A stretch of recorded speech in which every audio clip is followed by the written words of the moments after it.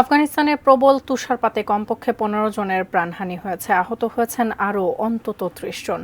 Bulk এবং ফরিয়াব প্রদেশে খাদ্যের অভাবে তীব্র ঠান্ডায় অন্তত ১০,০০০ গবাদি পশু প্রাণ হারিয়েছে।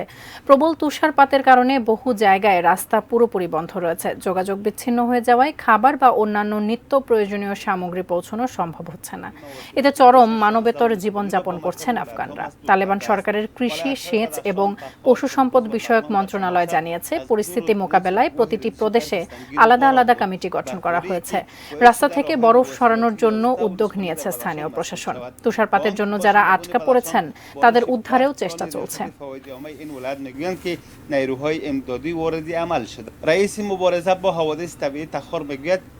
تندوز و بغلان در شمال شرق از 2 روز بدین سو گواه ریزش برف سنگین و باران بود.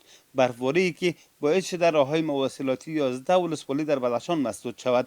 با آنکه باشندگان بدخشان بارش برف، پلان ریاست فوایدنامه این ولایت میگویند که